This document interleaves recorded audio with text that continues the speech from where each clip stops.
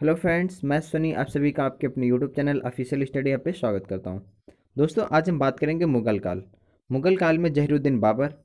तो जितने भी इम्पोर्टेंट क्वेश्चन बनते हैं मुगल काल से तो सारे डिस्कस करने वाले हैं, और उस क्वेश्चन से जितने भी रिलेटेड एक्स्ट्रा फैक्ट हैं तो सारे डिस्कस करने वाले हैं। तो चलिए दोस्तों, स्टार्ट करते हैं। तो फ्रेंड्स, चलिए हम मुगल साम्राज्य से जितने भी इम्पोर्टेंट फैक्ट हैं तो सबसे पहले इम्पोर्टेंट फैक्ट हम आपको बता देते हैं।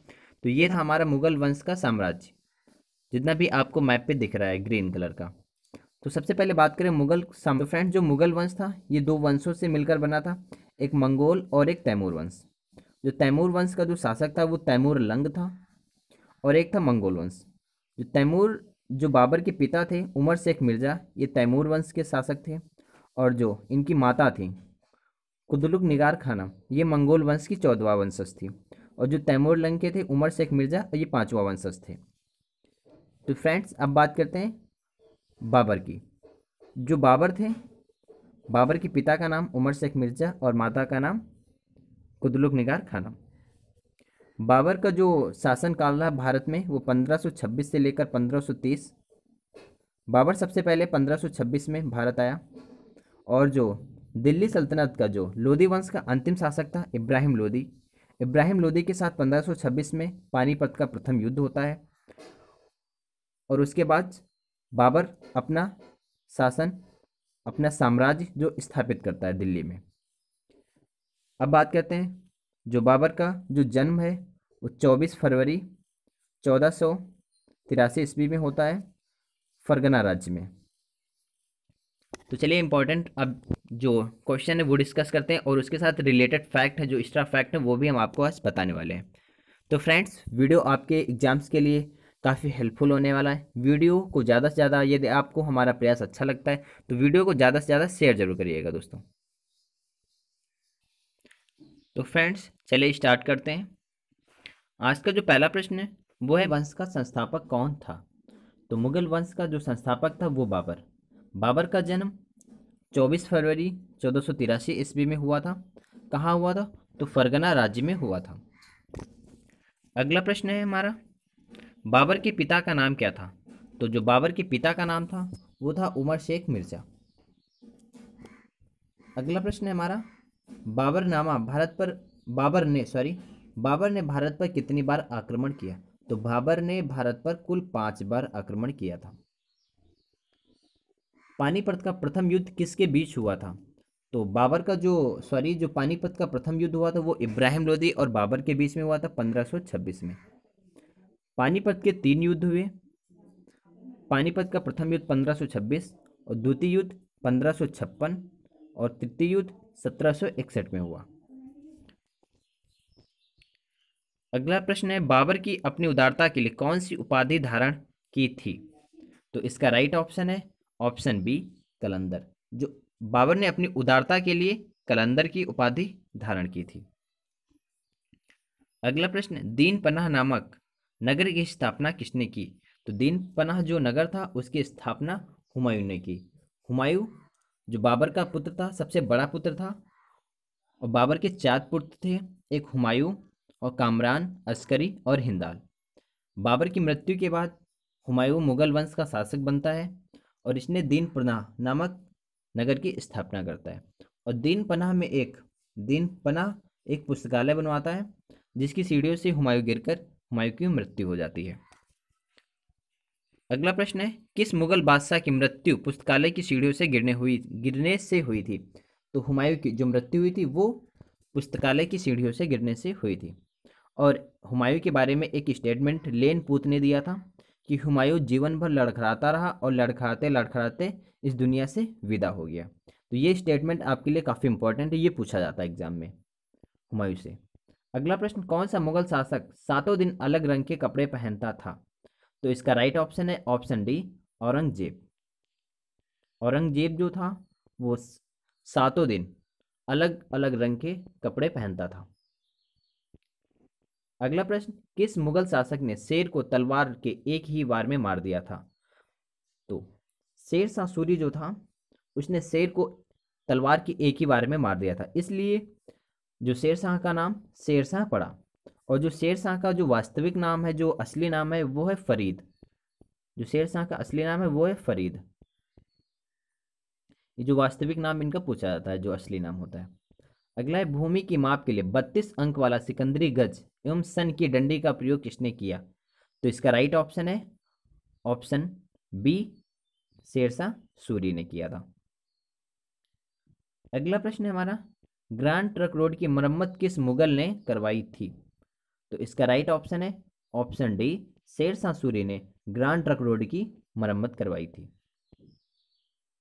अगला प्रश्न है, अकबर के शिक्षक का नाम क्या था? तो जो अकबर के गुरु थे उनका नाम अब्दुल लतीफ़ था। अब्दुल लतीफ़ अकबर के शिक्षक थे या गुरु थे। पानीपत का द्वितीय युद्ध किसके बीच हुआ? तो जो पानीपत का द्वितीय युद्ध था वो बाबर, पहला युद्ध जो हुआ था वो बाबर और इब्राहिम लोदी के साथ हुआ 1526 में, और जो दूसरा युद्ध था वो अकबर और हेमू के बीच में हुआ था 1556 में। अगला प्रश्न है, हल्दी घाटी का युद्ध किसके बीच में हुआ था? तो हल्दी घाटी का जो युद्ध था वो अकबर और महाराणा प्रताप के बीच में हुआ था। अगला प्रश्न, अकबर के सेनापति का नाम क्या था? तो जो अकबर का सेनापति था वो था मान सिंह। मान सिंह जो थे अकबर के सेनापति थे। अगला प्रश्न, अकबर ने सर्वप्रथम समुद्र को कहाँ पे देखा था? तो अकबर ने सर्वप्रथम समुद्र को गुजरात में देखा था। अगला प्रश्न है, दीन ए इलाही धर्म का संस्थापक कौन था? तो दीन ए इलाही जो धर्म था उसका जो संस्थापक था वो था अकबर। अकबर ने दीन ए इलाही धर्म की स्थापना की थी। अगला प्रश्न है, दीन ए इलाही धर्म को स्वीकार करने वाला प्रथम एवं अंतिम हिंदू शासक कौन था? तो इसका right option option D, Birbal जो था वो दीन ए इलाही धर्म को स्वीकार करने वाला प्रथम और अंतिम हिंदू शासक था। पहले भी इन्होंने अपनाया और इनके बाद किसी ने दीन ए इलाही धर्म को नहीं अपनाया था, हिंदू धर्म, हिंदू शासक।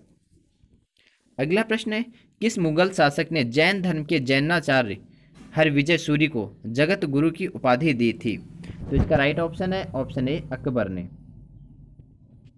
अगला प्रश्न, अकबर के दरबार के प्रसिद्ध चित्रकार कौन थे? तो जो अकबर के दरबार में जो प्रसिद्ध चित्रकार थे वो थे अब्दुल समद जो थे अकबर दरबार के प्रसिद्ध चित्रकार थे। अगला प्रश्न है हमारा, प्रसिद्ध सूफी संत शेख सलीम चिश्ती किस मुगल शासक के समकालीन थे? तो इसका राइट ऑप्शन है ऑप्शन सी, जो अकबर थे, अकबर के जो समकालीन शासक थे मुगल शासक के, तो वो सूफी संत सलीम चिश्ती थे। अगला प्रश्न, अकबरनामा ग्रंथ की रचना किसने की? तो अकबरनामा जो ग्रंथ था उसकी जो रचना है वो अब्दुल फजल ने की। अब्दुल फजल ने अकबरनामा ग्रंथ की रचना की थी। अगला प्रश्न, बीरबल के बचपन का नाम क्या था? तो जो बीरबल थे उनके बचपन का नाम महेश दास था। महेश दास बीरबल के बचपन का नाम था। अगला प्रश्न हमारा, संगीत सम्राट तानसेन का जन्म कहाँ हुआ था? तो जो संगीत सम्राट जो तानसेन था उनका जन्म ग्वालियर में हुआ था। ग्वालियर एमपी राज्य में पड़ता है, एमपी। अगला प्रश्न है हमारा, हिंदी साहित्य का स्वर्णकाल किस मुगल शासक काल को कहा जाता है? तो इसका राइट ऑप्शन है ऑप्शन डी, अकबर। अगला प्रश्न, बुलंद दरवाजा का निर्माण अकबर ने किस खुशी में किया था? तो ये जो गुजरात जीतने के उपलक्ष्य में बुलंद दरवाजा का निर्माण अकबर ने करवाया था। अगला प्रश्न, मुगलों की जो राजकीय भाषा कौन सी थी? तो मुगलों की जो राजकीय भाषा थी वो थी फारसी। प्रश्न हमारा, न्याय की जंजीर के लिए किसे याद किया जाता है? तो जो न्याय की जंजीर लगाई थी वो जहांगीर ने लगवाई थी। अगला प्रश्न है, सिखों के 5वें गुरु अर्जुन देव को फांसी की सजा किसने दी थी? तो इसका राइट ऑप्शन है ऑप्शन बी, जहांगीर ने जो सिखों के जो 5वें गुरु थे अर्जुन देव को फांसी की सजा दे दी थी। अगला प्रश्न, किस मुगल शासक के काल को चित्रकला का स्वर्ण काल कहा जाता है? तो इसका राइट ऑप्शन है ऑप्शन सी, जहांगीर। ये जो चित्रकला का जो स्वर्णकाल था वो जहांगीर के जो शासनकाल को चित्रकला का स्वर्णकाल कहा जाता है। अगला प्रश्न है, जहांगीर के मकबरे का निर्माण किसने करवाया था? तो जो जहांगीर था इनके मकबरे का निर्माण नूरजहां ने करवाया था। अगला प्रश्न है, कैप्टन हॉकिंस और सर टॉमस रो किसके समयकाल में भारत आए थे? तो इसका राइट ऑप्शन है ऑप्शन डी, जहांगीर के शासनकाल में जो कैप्टन हॉकिंस और सर टॉमस रो आए थे। अगला प्रश्न है हमारा, ताजमहल का निर्माण करने वाला प्रमुख स्थापत्य कलाकार कौन था? तो इसका राइट ऑप्शन है ऑप्शन बी, उस्ताद अहमद लाहौरी जो थे, उन्होंने ताजमहल का निर्माण स्थापत्य कलाकार थे। अगला प्रश्न है, मयूर सिंहासन का निर्माण किसने करवाया था? तो जो मयूर सिंहासन था उसका निर्माण शाहजहां ने करवाया था। अगला प्रश्न, स्थापत्य कला का स्वर्ण काल किस शासक के काल को कहा जाता है? तो इसका राइट ऑप्शन है ऑप्शन ए, शाहजहां का। अगला प्रश्न, जजिया कर किसने समाप्त किया था? तो जो जजिया कर था उसको ऑप्शन बी, सॉरी, अगला प्रश्न, जजिया कर किसने समाप्त किया था? तो जो जजिया कर था उसे औरंगजेब ने समाप्त किया था। अगला प्रश्न है, इस्लाम नहीं स्वीकार करने पर सिखों के 9वें गुरु तेग बहादुर की हत्या किस मुगल शासक ने की थी?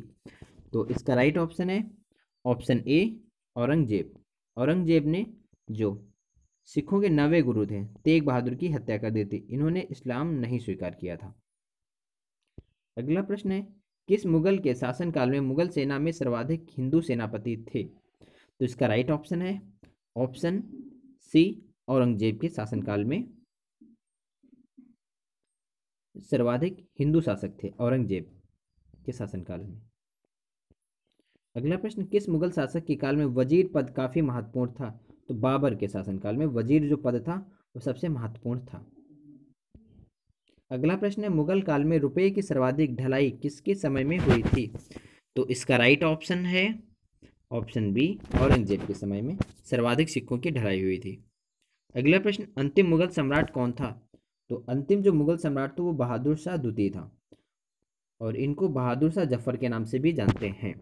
जो इनका शासनकाल था वो 1837 से लेकर 1857 तक। अगला प्रश्न, पंचतंत्र का फारसी में अनुवाद किसने किया? तो जो पंचतंत्र था उसका जो फारसी अनुवाद अबुल फजल ने किया था। अगला प्रश्न है, भगवत गीता एवं रामायण का फारसी में अनुवाद किसने कराया? तो इसका राइट ऑप्शन है ऑप्शन सी, अकबर ने। अगला प्रश्न है, अकबर का राज्याभिषेक कहाँ हुआ था? तो जो अकबर था उसका राज्याभिषेक कलानौर में हुआ था। तो दोस्तों ये थे हमारे टॉप सिलेक्ट क्वेश्चन। दोस्तों यदि हमारा प्रयास आपको अच्छा लगा है दोस्तों, ज़्यादा से ज़्यादा अपने दोस्तों में शेयर जरूर करिएगा। धन्यवाद दोस्तों।